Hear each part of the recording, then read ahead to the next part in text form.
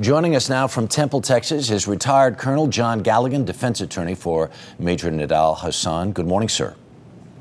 Good morning, sir. You had the opportunity to meet with your client yesterday at the hospital in San Antonio. Is he coherent? He is coherent. I met with him for about 30 minutes after I received assurances from the attending medical staff that that visit wouldn't interfere with his medical condition. Does he know what he is alleged to have done? Well, I haven't even seen a formal charge sheet. Obviously, he's aware that he's a suspect in the incident that occurred at Fort Hood, but there are no formal charges that I could discuss with him. I haven't even been in receipt of a formal charge sheet yet. I understand. You said yesterday you don't think the Major can get a fair trial. Why not? Well, I don't know if I said they can't get a fair. I think that would be difficult to achieve at Fort Hood, given the national media attention that's been focused on the Fort Hood community. Today we're going to have the Chief of Staff and the President of the United States here.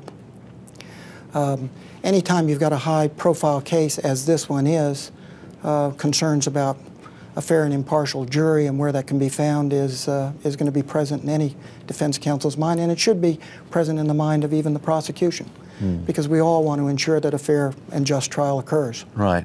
The military feels like the Major acted alone. That's why this is going to be a military trial. Yet at the same time, we know now that he has exchanged these many messages with this radical cleric named Anwar al-Awlaki. Awlaki said over the last couple of days he called Major Hasan a hero. He's a man of conscience who could not bear living a contradiction of being a Muslim and serving in an army that is fighting against his own people. Are you satisfied that Major Hasan acted by himself? I'm not going to get into any of the details of the the specific charges. I've heard on national media some of the statements that you've just made, but again, until I see actual evidence and proof.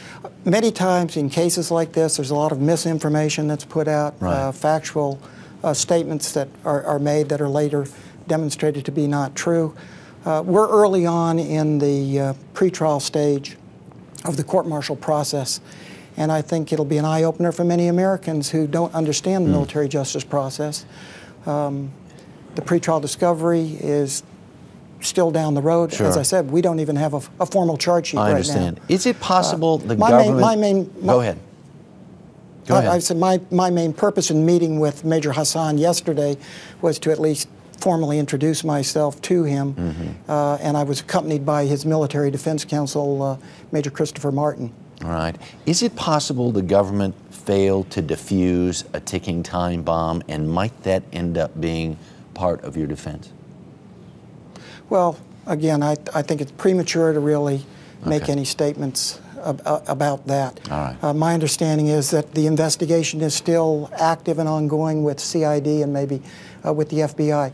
One thing is clear is before we have a trial, all of that information will be shared with the defense, and we'll be able to carefully evaluate it and weigh it in terms of the charges that we ultimately see and any defenses that it might give rise to. You were hired by Major Hasan's family.